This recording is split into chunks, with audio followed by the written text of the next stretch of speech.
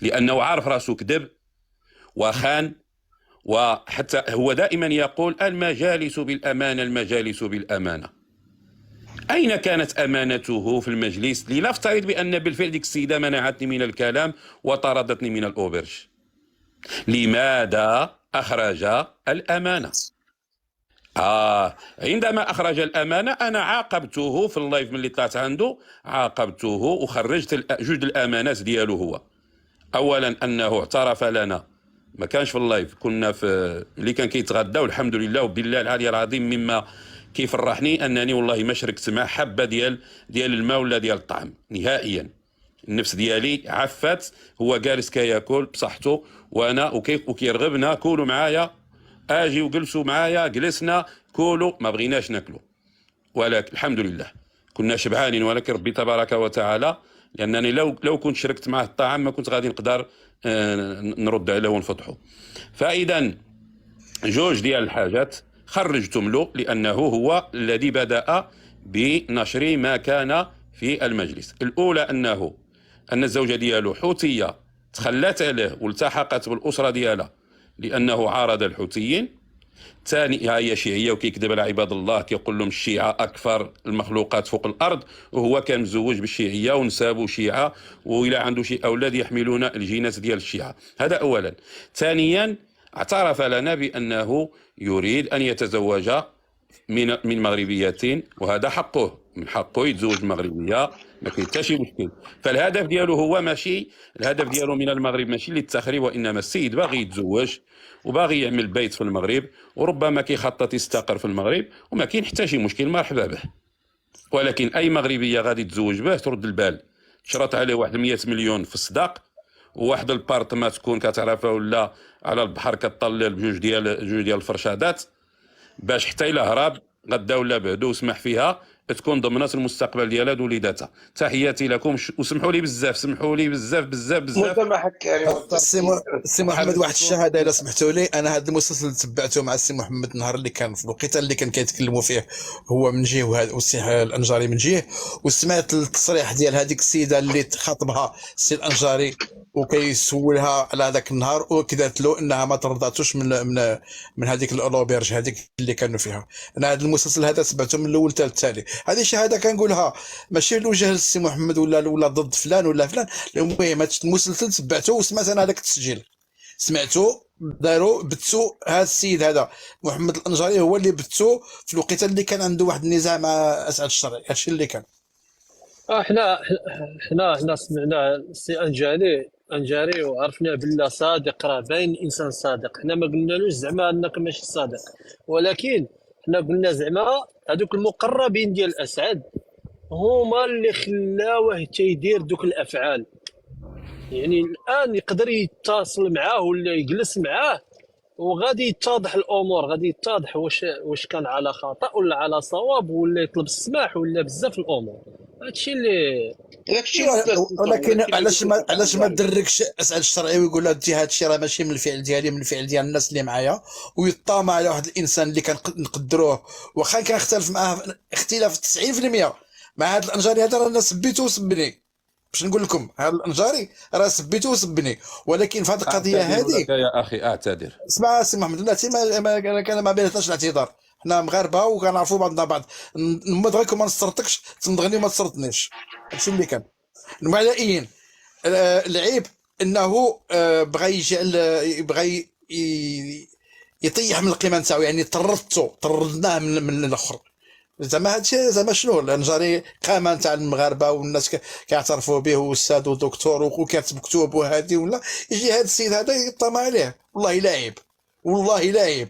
السي مرشد راه السي مرشد راه هاد ساره هي اللي تجعلات في الاول ديالها، اللي كانوا كيطلعوا في الاول ديالها. هادشي علاش القروش كيهضروا عليه دابا. الدساره في الاول ملي كانوا كيحاوروا كيطلعوا عنده في المنصه، فرشوا له الزرابي الحمراء والزرقاء والخضراء والصفراء، اجي مرحبا دخل بصباطك احمرك بصباطك. ودابا هو دابا مرحبا مع السؤال اللي بغيت نحطه انا على الانجري، الاخ الانجري، الاخ العزيز. كيف السي النجرين انت الاخ استقبلته في ذاك المنطقه السياحيه اللي استقبلته فيها وزربتي عليه بداك الموضوع اللي جبدتيه زواج الموتى اللي كان لا المكان ولا الزمان ان تجبد داك الموضوع خاص تاثر له واحد اللقاء، واحد التوقيت، واحد باش تقدر تناقشوا. انت السيدي يلاه تلاقيتو سلمتي عليه والله فترتي على زواج المتعه، خلقتي له واحد المشكل مع هذاك الشيخ ورد الامريكان اللي انتفض واحد الانتفاضه، وربما هو اللي عمره، هو اللي مجعل ربما كنا تنشوفوا هذاك الامريكان صراحه يتحدى باينه وراه كان كمل. موضوع الساعه السي جمال، راه كان موضوع الساعه في ذوك القتال لا، ماشي الانجاري كان موضوع معروف الساعة، غير ولكن زواج المتعه. لا، ولكن ماشي وقتها هذاك اخي. الشخص تلقى به في المكان ماشي مكان وماشي الزمان ماشي التوقيت ديالها، كان يدير معه وقيته في لايف ويخرج معه ويناقشوا معه. ولكن انت باش تلقى السيد يلاه عفوا اسمح لي ما كاينش هادشي اللي كتقول هو اللي قال، هذه من الاكاذيب ديالو اللي كذبها عليا، من الزور والبهتان اللي نزل عليا. انا شفت انا السيد اللايف يا اخي شمن شفتي انت اش غادي تشوف دابا؟ نرجعوا دابا افتح الفيديو، راه انا نشرته في القناه ديالي، هو موجود. باش المراحل كلها من اللي تلاقيناه دخلنا عليه انا والصديق ديالي وجبرنا عامل اللايف. السلام عليكم، رحب بيا وقال لي بان انا كنت من اللي كان تهجم عليه الدكتور منار سليمي، كنت من الذين انصفوه. درت فيديو كنقول بان منار سليمي عيب وحشومه انك تنزل هذا المستوى، انت هو اللي استدعيتي هذا السيد. وفي اللحظه اللي كان كيتهجم على المغاربه وعلى المغرب وعلى جلاله الملك انت قلت له ما كاين مشكل، حنا الدوله ديال حريه التعبير وكذا، ودابا تقلبتي عليه بدون مبررات. وبالفعل سيثبت منار سليمي بعد ذلك في الزياره الثانيه انه كان ما نعرف شنو وقع له، لانه بعد ذلك ظهر مع متصالح مع اسعاد واستقبلوا وتلاقاو الى اخره. فهو قال لي اسعاد ورحب بيا وكذا، وعقلت عليك وانت كذا كذا كذا كذا. ثم بعد ذلك بقينا كنتمشاو هو عامل اللايف وحنا كنتمشاو، جا هو تكلمنا على التعدد، هو اللي جبد الموضوع ديال التعدد. علاش؟ الصديق ديالي اللي كان معايا انا سليفي قطري، ما باغيش يظهر في الكاميرا، تفهمنا؟ هذاك السيد ما بغاش يظهر، جا هو قال له واش كتخاف قال له لا، قال له الله يزوجك. انت كتعرف ديك الدعوه ديالو هو دائما الله يزوجك الله يزوجك، حيتاش مضروب على الزواج ملي هربت له مراته الحوتيه ومضروب على الزواج مسكين ما فيه باس. فاذا الله يزوجك الله يزوجك. انا قلت له لا لا لا يا اسعد، الرجل متزوج. انت تخاف من الزوجه كذا. لا قلت له انا لا اخاف من الزوجه، انا ضد التعدد انا عندي موقف منه اعتبره ظلما اجتماعيا في هذا الزمن هذا. جاء هو قال لي انت الذي يصلح لك هو الفيزازي، الشيخ الفيزازي هو اللي يمكن يقنعك، لأن هو ما عرفش الخلاف بيني وبين الفيزازي والنقاش السابق والمناظرة ديالي مع الفيزازي حول زواج المتعة. فقلت له لا يستطيع أحد أن يقنعني في هذا الموضوع، لا الفيزازي ولا غيره. لا هو كيحلف كيقول لي والله الشيخ الفيزازي يستطيع. هنا جيت أنا قلت له الفيزازي سبق لي عملت معه مناظرة في واحد الموضوع أخطر من هذا وما قدرش يقنع حتى شي واحد. جا قال لي شنو الموضوع؟ ما هو الموضوع الذي درتي المناظره فيه مع الفيزازي؟ قلت له الموضوع زواج المتعه. هو اللي عجبه الموضوع وبغى يتكلم فيه. وإلا رجعتي يا اخي الفيديو غادي يبان لك بانني ماشي كيف ما دخلت عنده بديت كنتكلم على زواج المتعه، ولنفترض انني كيف ما دخلت عنده بغيت نتكلم على زواج المتعه. هل هذا يبرر له ان يكذب ويفتري ويكفر؟ هو مزوج بالشيعيه، وبعد ذلك يعتبر ان هذاك الموضوع. فاذا هو اللي بدا كيصر، والحمد لله كل شيء موثق ومنشور بصوتا وصوره وانا معه. دخل يا اخي القناه اليوتيوب وفتش على لقاء الانجاري باسعد الشرعي. واحد النهار واحد اللايف السي انجاري، انت كنت قلت بانه كنت جالس مع اسعد الشرعي وجاته واحد المكالمه وقال له ما تديرش معاه اللايف ولا شي حاجه. هو هذا ايوا راه تما هذيك هي المعلومه، يعني راه كاين شي واحد كيدغدغ له ودنيه. ولكن يا اخي هو شنو كان الهدف؟ هو راه قالها لي، قال لي بعد ملي سقط اللايف قال لي ياسر والمجموعه كيتصلوا بيا كيقولوا لي ما ديرش الحوار مع هذا ما ديرش معاه الحوار. وهو قال لي في ديك الساعه، قال لي انا ما عنديش مشكل معك وتكون اي توجه عندك. تما ملي كنا مع بعضنا كان عنده وجه، ولكن من بعد لاموه وعتبوه الفيزازي وياسير وجميع النساء ديال الداخل والخارج، السيد انقلب.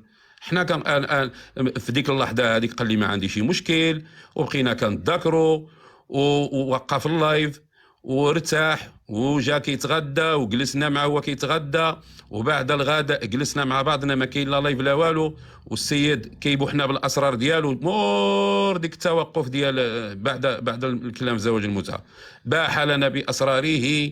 وملي سمع هذاك السليف ديالي انا مزوج مغربيه، السيد جاه الهبال بدا كيقول له احكي لي كيفاش باش تزوجتي مغربيه، وبدا كيحكي له الى اخره. فعلى كل حال قال له بغيتك تفيدني تعطيني التجربه ديالك، يبدو ان المغربيات كذا كذا كذا كذا والزواج بالمغربيه ناجح وكذا. فالمهم ما كاين حتى شي مشكل، جلسنا. واحد السؤال سي الانجاري، هذا السليف هذا ماشي مغربي؟ انا قلت بانه قطري، نعم ماشي مغربي، قطري. قطري. ما نعم. سمعتش هذا السي الانجاري ولا ما سمعت؟ هذا السليف ديالي مزوج باختها ديال مراتي، قطري، وكان معايا في هذاك كان معايا في هذاك اللايف، ظهر في في بعض اللقطات ظهر، حتى انه كاين وعمل معه واحد الحوار في واحد اللايف صوتا ماشي بالصوره، تكلم له على هذه التجربه هذه ديال الزواج وكذا وكذا وكيفاش بدات القصه ديالو. قال له انا كنت نتسارى في اسبانيا وكنوصل لطريفه وكنشوف المغرب وكان بدا ندعي الله تعالى. المهم قال له سبحان الله هو كتب ان هذيك المغرب مشيت له بالزواج ماشي حتى غير مساري والسلام. فالمهم الكلام طويل في هذا الامر هذا. انا اللي كيهمني هو ان علاش تكذب عليا وتكذب على هذيك السيده مولات لوبرج. هو يمكن غير زطموها ودا السي الانجاري باش غادي نجيك من الاخر، مادام كانوا يقولوا له دي ما ديرش معاه مناظرات او ما ديرش معاه دي لايف، الا هو كما قلت انت صرحت كاين السي الفيزازي الله يهديه، وكاين الشيف وركا حليمه الله يهديه حتى هو.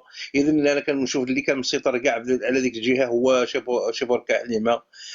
بلا ما تاخذها ان شاء الله نتمناو انا والله يجي يرجع لي عاوتاني شي نهار، والله اخويا الانجري حتى غادي نطلعك وغادي نديروا موضوع غير انت وياه، والله هذه خذها من عندي. انا ما عندي حتى شي مشكل، ما عندي حتى مشكل.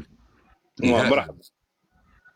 والغريب في الامر اخر معلومه نقولها لكم هنا، مور ديك النقاش في الزواج المتعه وكذا والتشيع وكذا، في النهايه ملي بغينا نصليو صلاه المغرب هو اللي اقام الصلاه واصر انني انا نصلي به اماما. انا وديك السليف ديالي كنا ثلاثه بينا، وهو بغاني انا نكون هو الامام ديالو.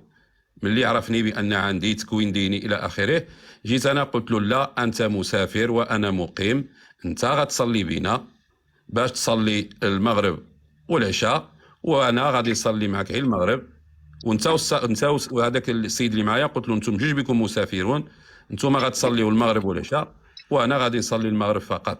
هذاك السيد هذاك اللي قال عنده افكار شاده وكذا وكذا وكذا، لكنه قدمني اماما الى ان ابيت. هو سولوه الله ما يقدر ينكر الا اذا كان عنده الزهايمر، هذيك حاجه اخرى. تحياتي لكم، سمحوا لي بزاف. مسامح الله يرضى. شكرا. الله يحفظك السي انجاري، بارك الله فيك. مرحبا بك جميعا، شرفتنا، شرف لينا، الله يعطيك الخير. اخوان مرحبا بكم جميعا. دابا الموضوع نتاع الانجري انتهى، نتمنى ان شاء الله نديروا له شي لقاء سي عبد الله. الاخوان بعدا واحد النداء محضر، كاين واحد 240 ادخلوا عند الروكان، راه عنده الصفحه في اليوتيوب، دخلوا غادي تستافدوا وتحلوا شويه داك المخ. راه كانوا هنا الاخوانيين، تفتحوا شويه داك المخ وتعرفوا راسكم فين غاديين. السلام عليكم. اليوتيوب راه عنده صفحه ديال الروكان. يلا. عليكم السلام اخويا. السلام عليكم.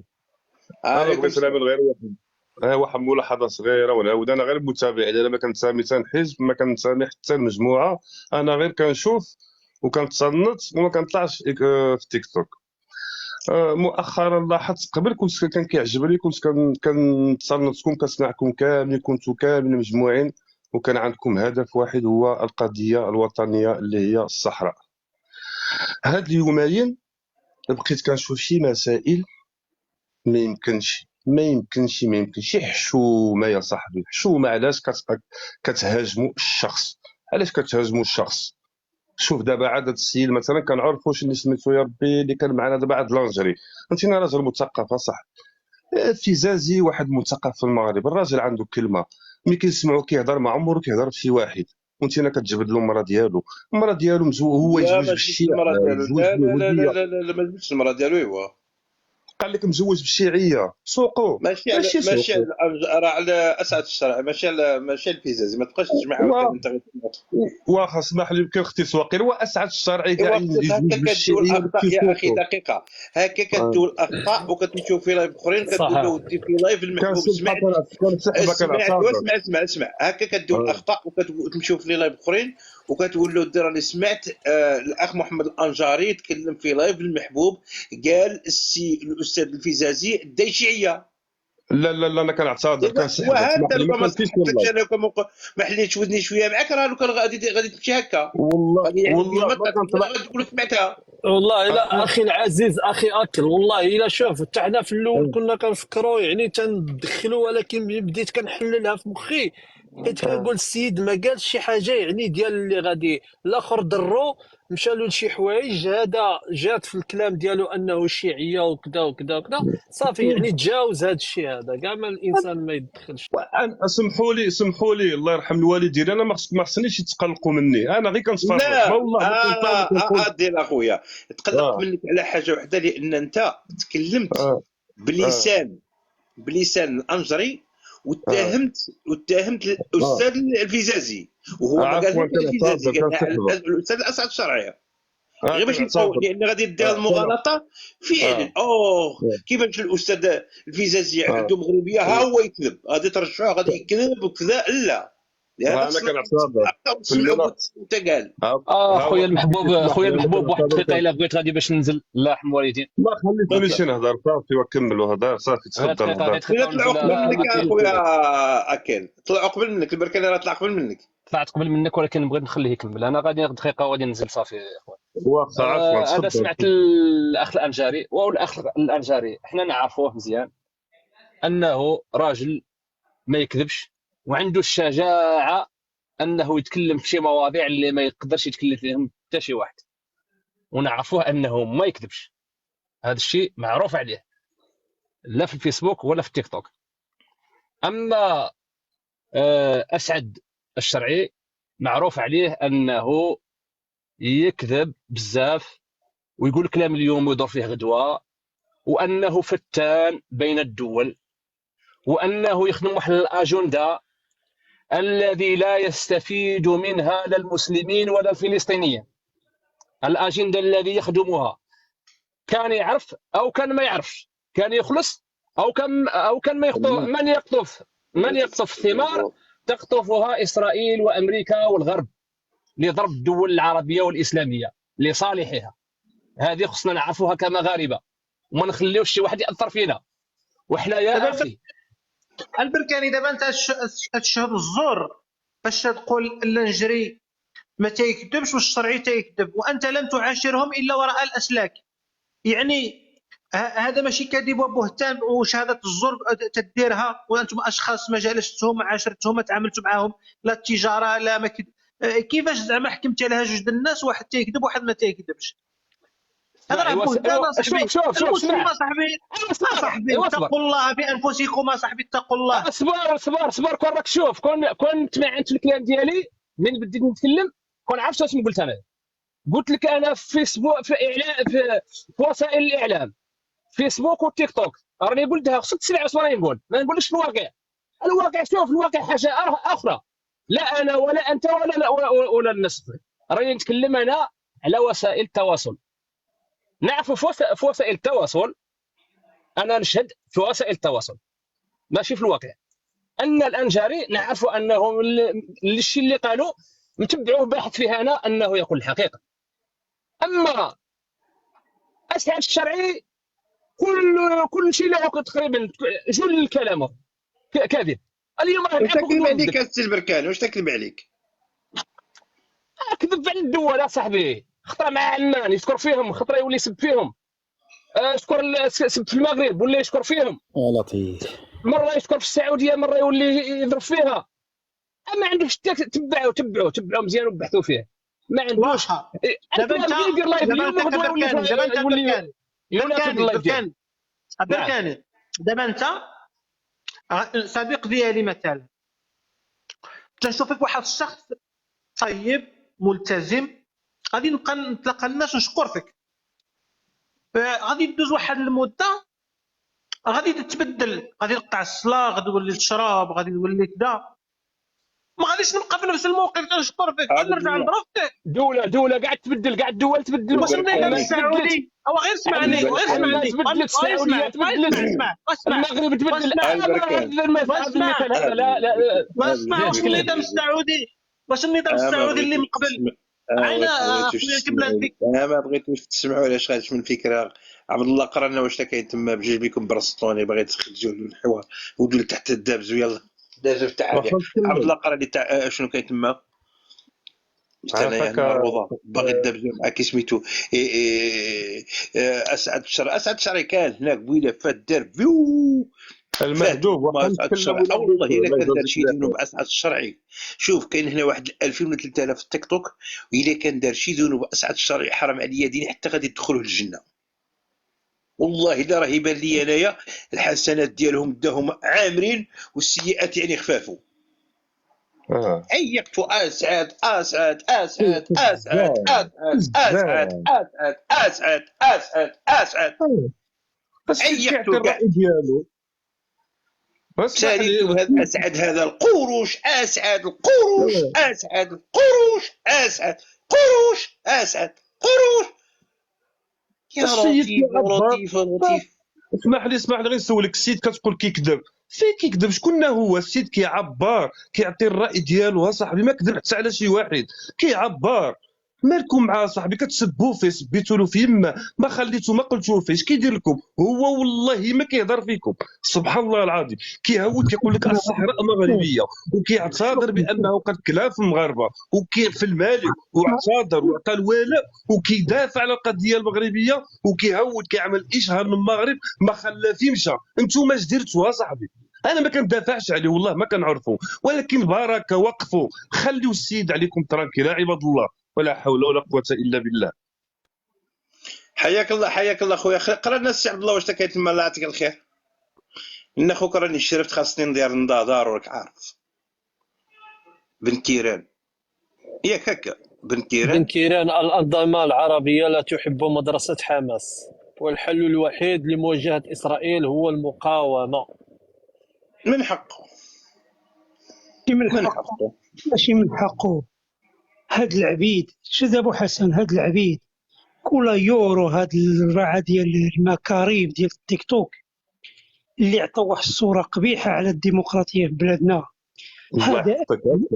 هذا امين العام ديال المملكه، هذا امين العام ديال حزب العداله والتنميه، الحزب ديالو اللي ترأس جوج الفترات، 5 سنين 5 سنين 10 سنين.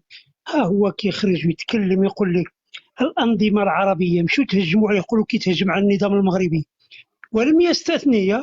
اسمع الشريف سي صنايبي غنعدل لنا داك الشكل في العقل، لأن هذه هي الديمقراطية، هذه هي الديمقراطية الحق. الملك حثنا قلنا فيما تشوفوا شي حاجة مزيانة تكلموا قولوها، لأن أنتم أبناء المملكة أحرار، لا حدود لكم. الحدود اللي عندكم هو الاحترام للآخر، شخص الملك وجب احترامه وتقديره. بن كيران كيقول الأنظمة ولا يستثني حتى النظام المغربي لا تحب مدرسة حماس. رغم أن هنا النقاش نقدروا نفتحوه النقاش طويل، واش النظام المغربي مع حماس ولا ضد حماس، ولا هذا النقاش فيه آخر، لأن النقاش كتدخل الأفعال ديال النظام المغربي، والأفعال ظاهرة عندما استقبل ملك البلاد وحزب العدالة والتنمية بعد الاتفاق الثلاثي زعماء ديال حماس وبدعوى ملكية وجبات العشاء. لهذا أنا أقول لكم يا اللي باغيين ترجعوا المغاربة عبيد قطيع كتحكموا فيه، الصنايبي والأتباع ديالك، والله العظيم ما كاين لا علم ولا معرفة. دكاترة في الجبال كيقروا التلاميذ، أقسم بالله العلي العظيم، دكاترة في الرياضيات في الفيزياء يقررون التعليم الابتدائي في المغرب، لأنهم يعتبرون هذا هو الجهاد الحقيقي. وانت طالع عليه بالحناك ديالك مغسولين مقطعين لك الحيوية ديالك تبرهش لي خداعي الوطنية هنايا. سي سنايبي انكشف المخطط ديالكم انتم والأتباع ديالكم. أما هاد البغلة ديال كولايور فلا نقاش معه، لأنه إنسان لا يعرف معنى السياسة شيئا. ها هو الزعيم القائد الذي حارب العفاريت والتماسيح كيخرج بالوجه المكشوف ويقول لكم يا القاطع يا العبيد إن الأنظمة العربية لا تحب مدرسة حماس. كيقولها بملء فمه. يورونا الرجل ديالكم يا الشميت يا المدلولين يا العبيد. هذا هو الأخلاق ديالكم اللي بس انت يا السر اللي كتقول بأن نحن مع الإخوان الجزائريين ونحاوروهم. ماشي البارح في منصة أسعد الشرعي عندما واجهنا تلك المنصة اتهمت إخوانك بالحوثيين وقلت عنهم بأنهم، هذا كيسبها التاريخ البخاري، قلت عنهم بأنهم خونة، بأنهم انفصاليين وكالضحك. لأننا قلنا لك لا يمكن لمنصة أسعد الشرعي اليماني أن تكون منبر للحوار بين المغاربة والجزائريين. قلت لك بأن المنبر هو أن نخلق منبرا مغاربيا قد يكون تونسيا أو موريتانيا. واليوم البارح فيه المباشر 1300 ولا 2000 وكتقول لهم اش دخل اليمني، حنايا الجزائريين إخوان، حنايا أحباب. الله أكبر. كما كنا كنقولوا لك هادشي، ما قلتش بأن هذوما القروش حوثيين وكتضحك انت وأسعد تقول له ها كتقول له أسعد وهذوما هما الحوثيين اللي عندكم انتم في اليمن، حنا عندنا في المغرب. خسقت أيها الضعيف، أيها الجبان، أيها السادي المريض مرضا لا علاج له. خسئت. شكرا لكم.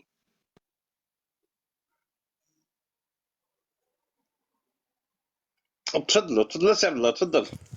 السلام عليكم الإخوة كاملين.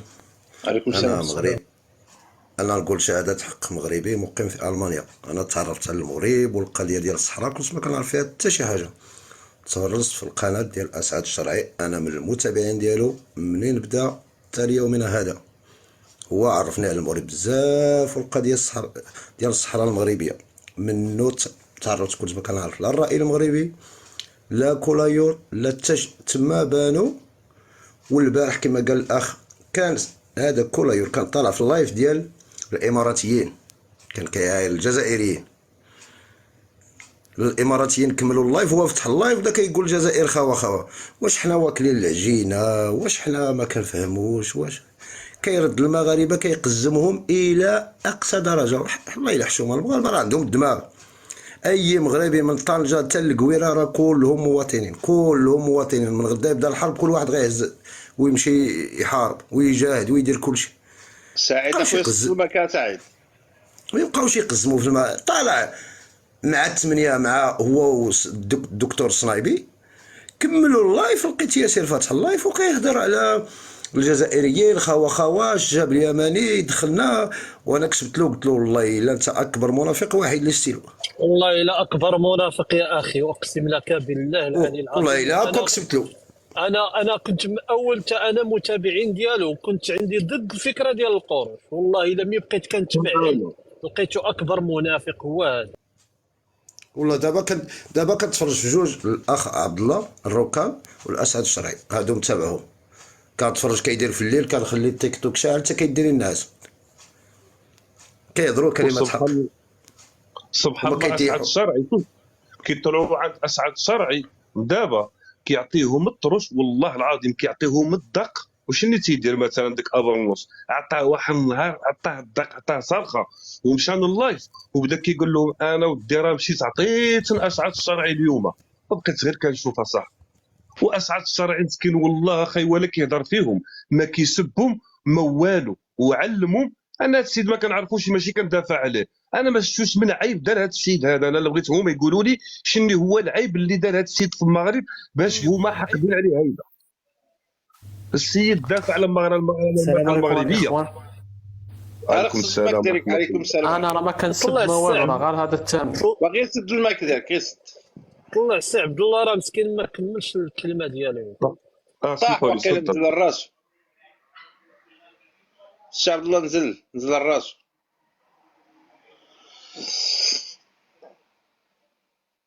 ما كتسبش انت طارق؟ اش نسب اخويا؟ انا ما كنسب، انا غير عندي وجهه نظر مخالفه لابو الهيثم وكيقول لي كتسب. بالنسبه لهذه الحركات الاسلاميه مخالفه، وهو كيدعي انه كيسب، وهو شرم في الاخ في الدكتور الصنايبي، وهو كيشرم في ياسر كاع من حقه، ولكن الدكتور ما كيسب ما والو، هو دابا كيسب فيه وكينعتو بنوعات قبيحه، يعني راه هو اللي كيسب ماشي انا. يعني خاصنا نحترموا القامات.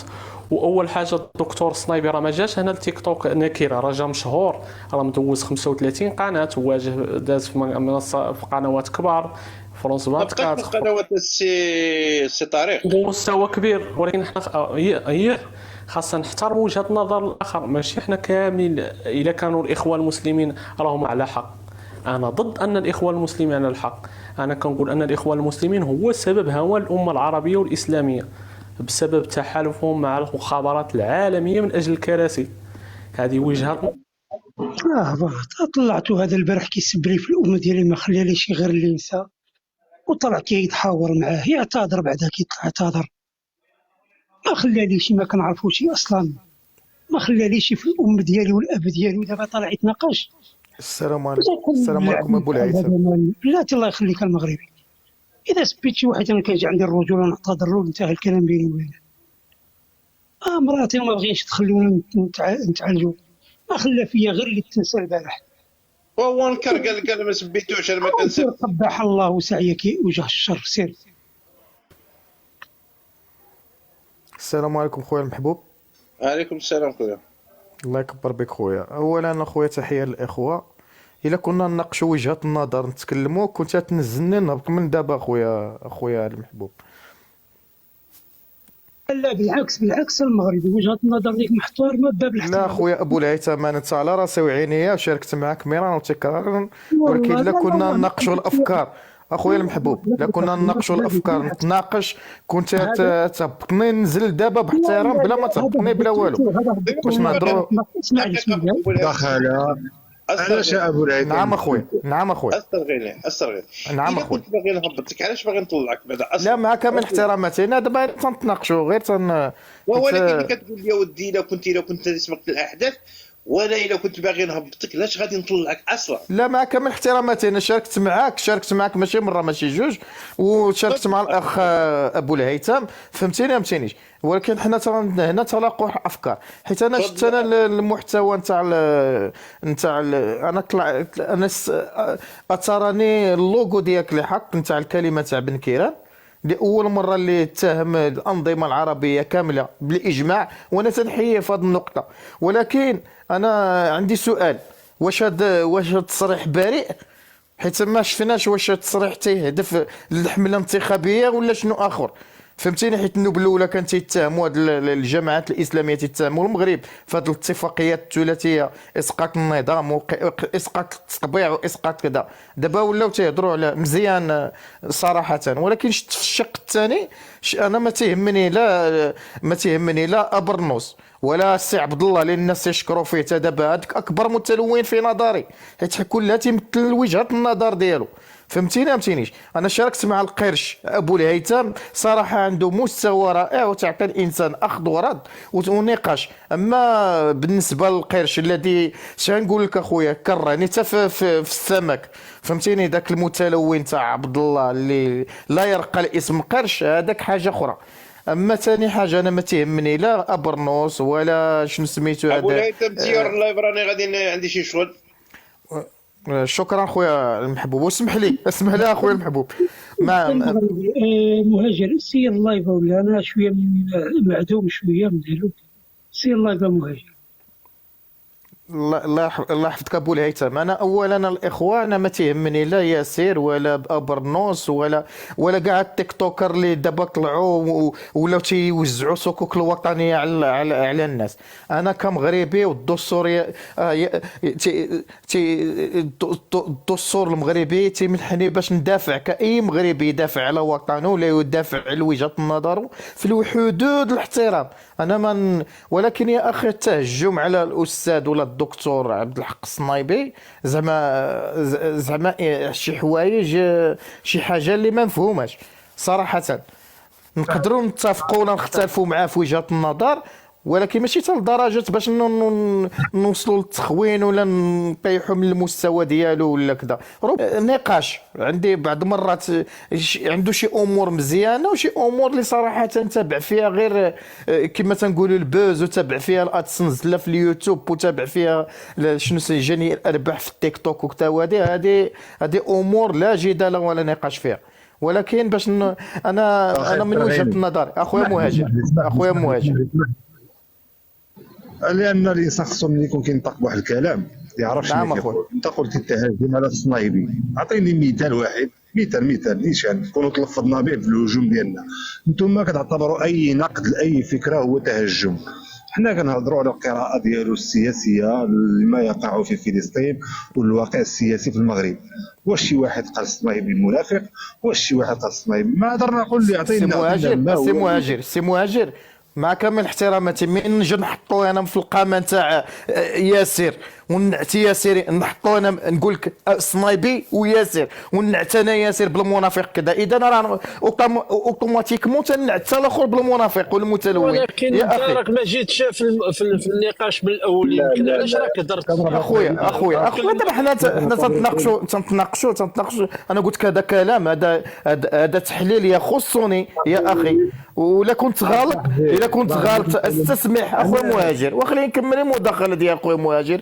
الا كنت انا غلط وما فاهمش بان الموضوع الحيتيات ديالو لا ما يمكنش تمرر مغالطات يا صديقي. اي مغالطات؟ شنو قلت اخويا؟ قلت شي حاجه ماشي هي هذيك. شنو هاد المغالطات اخويا مهاجر؟ واش بغيت تقولني ما لا اقول؟ ايوا خليه يتكلم، راه قبيله حتى تهضر. قبيله وانا تنهضر انا 3 دقائق ولا 2 دقائق ما كملتهمش من قبيله تنهضر. هاي انا اخويا غادي ننزلوا حنا ونخليوك تهضر. اسمح لي يا الاخ، انت دابا انا طرحت عليك سؤال، ما هو فايت شفتينا باننا كنتهموا السي صنايبي؟ قلت لنا لا، ما حدكم كتهضروا على ياسير وكانكم كتهضروا على الصنايبي بانه بحكم مجموعه واحده. جميل خويا مهاجر، انا نجاوبك خويا مهاجر الا سمحتي. انا دابا باش طلعت انا شفت اللوغو، شفت التدخل تاع ابو الهيثم، كان تدخل رائع وكذا. شويه انا تيتهجم باش انا جيت انا قلت له احترمه واقدره واعزه، فهمتيني. ولكن تكلمنا على الهجوم، فين هذا الهجوم؟ عطينا مثال صاحبي. واش انت هو ابو الهيثم؟ راه ابو الهيثم جالس قدامي خويا مهاجر. واش هذا عنصريه؟ انا هضرت مع ابو الهيثم، انا تعطيت وجهه النظر. واش اصاحبي شنو زعما؟ واش هذا نقاش دابا؟ هذا واش هذا نقاش؟ هذا ابو الهيثم اللي خصو يرد ساكت وانتم تتهضروا بجوج.